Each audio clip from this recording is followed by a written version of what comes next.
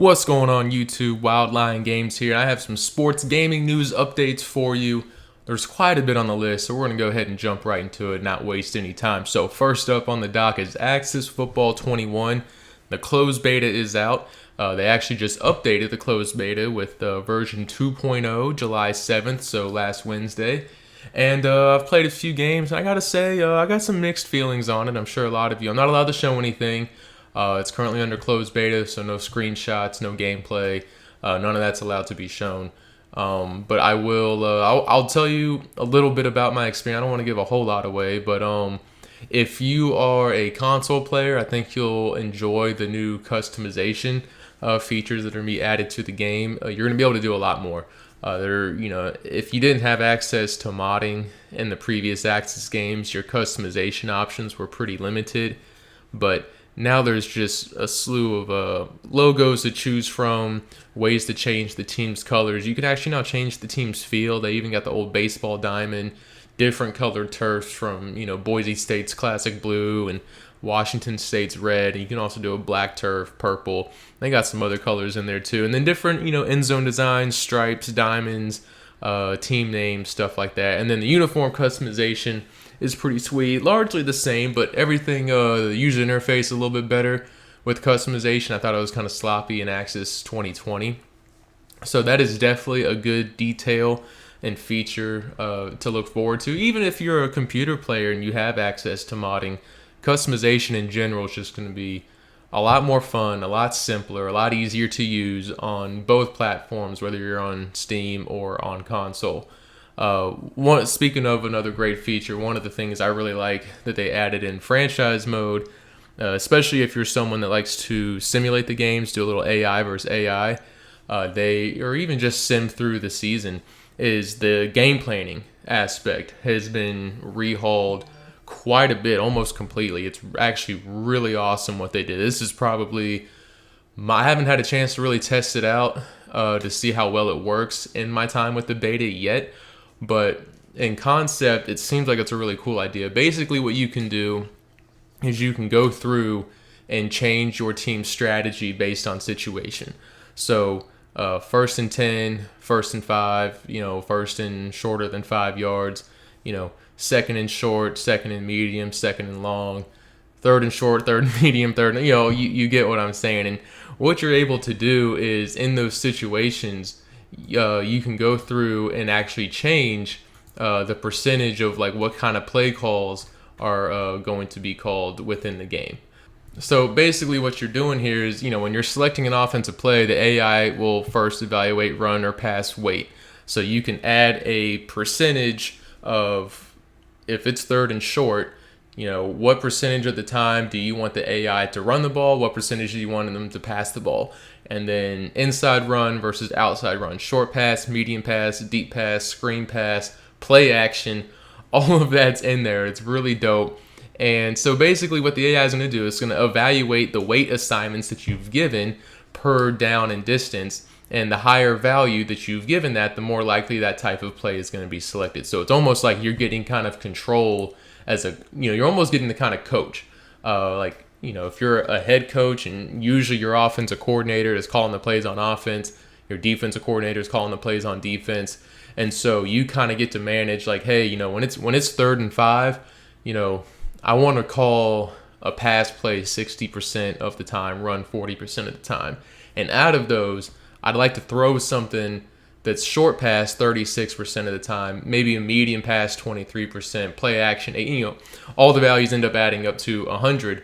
But it's pretty cool that the AI will then select, based off the weight that you've given each category. I think that's going to be really cool. They did the same thing on defense, basically, like when the opponent's on third and long, are you in man coverage, man zone double, cover 2, cover 4, etc. But it's all based on, what the computer is lining up as on offense. And then, you get to assign a percentage value, a weight value as to what the AI could potentially call. I think that's really dope. Such a cool feature. Definitely something I'm looking forward to. On the gameplay side, I've got to say, man, it's not super improved. It's improved a little bit, but there's still some issues. You'll get to see more of what I'm talking about, I guess, when I'm allowed to show gameplay. But there's some things are better, some things have stayed the same. I'm a little disappointed, to be honest, but there's still a lot of time for this game to make improvements, and they've already made some improvements in version 1 and version 2 within gameplay of just the closed beta. So not going to knock anything yet, but it's definitely a real concern to have. And especially, this is a good segue into 2K Football. So I think this is a really important year for Axis Football because 2K is coming back next year.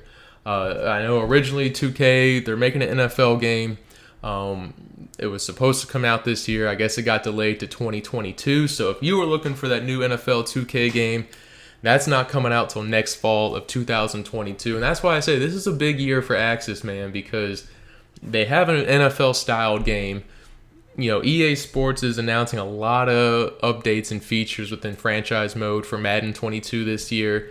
And then next fall, we're going to have Madden 22 as an NFL game. We're also going to have 2K with an NFL game. We're not really sure what capacity that 2K NFL game will be in. You know, we've heard it's going to be arcade. The details are very muddy on what it will entail, but we also know what 2K is capable of.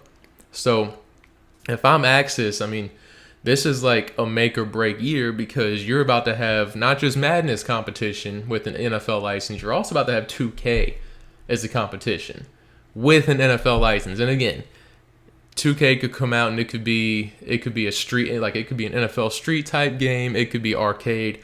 We don't really know what 2K is bringing to the table in 2022. But yeah, so that's been delayed. Speaking of delays, bad news, NCAA Football.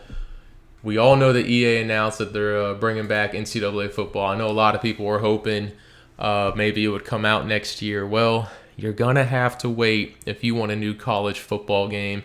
It is not releasing until in July of 2023. That's right. Literally 2 years from this month, we will get a new college football game. It's quite a bummer. I know some people at first thought maybe we'd get one this year. I didn't think so. Thought it'd be too soon. I was kind of thinking next year, but it's not even next year, man. It's 2023. We still have 2 full years before we get a new college football game. That's a huge bummer in my opinion. Kind of sucks that they announced it so early and then now we got to wait, from the announcement, really 2.5 years.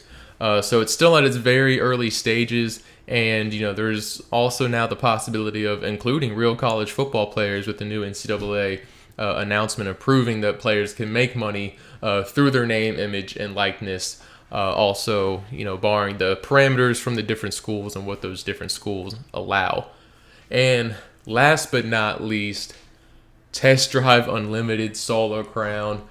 Oh man, I can't wait for this game. I used to love the old Test Drive Unlimited. It took place on Hawaii. Played that game all the time. And graphically, for its time when it came out in 2006, I mean, look at this gameplay here from the original Test Drive Unlimited. Picture 2006 in your head. That looks pretty damn good in my opinion. I just remember it being a pretty cool racing game. Wasn't too arcadey, wasn't too simulation. It was kind of somewhere in between. Felt very maybe Midnight Club-ish as far as the control of like how the cars feel and handle. But one of the things that was cool is you could customize your character a little bit. Go to the clothing store, buy him a fresh outfit, buy her a fresh outfit. Buy property. Maybe you start off in this little hut. Maybe you start off in like a tiny little apartment. But then you can upgrade into these big mansions and sprawling houses and stuff. And then Test Drive Unlimited 2, which also took place in Hawaii. They kind of upped that a little bit. You could move around, do a little bit more customization. A little bit more cars were added to the game. A little bit more variety in the roads and the scenery. So that was pretty cool. And that was 2011, man. So here we are 10 years later. We finally get a trailer, and the trailer's badass, man. Y'all got to go check it out. I'll leave the link in the description for you. Test Drive Unlimited Solar Crown, a.k.a. Test Drive Unlimited 3. It's the 3rd installment. I'm super pumped for this game. It's going to take place in Hong Kong. Looks like there might be some cool stuff like gambling in there. We're definitely going to see player customization. The map looks like it's going to be sprawling. It also looks like we're going to see some off-road racing as well. It should be cool, man. It should be really cool. Check out the trailer. I'm a big fan of the series, and I'm excited. The only downside, once again, September 22nd, 2022. I was really hoping to see a 2021 release date, but we've got a little over a year before the new test drive game comes out. But I mean, the trailer was edited phenomenally. I mean, I can't wait to see gameplay. I know the trailers doesn't show gameplay, but the first two games are good, and I feel pretty confident that they'll do something really good with this one too. So that's it from me, guys. Hope you enjoyed the video. Hope I did a good job catching you up on all the sports gaming news going on out there. And until next time, I'll see you later. Oh, if you, of course, man, if you like the video, give it a thumbs up. If you want to see more content, hit that subscribe button. I really appreciate it. And that's it from me. Peace.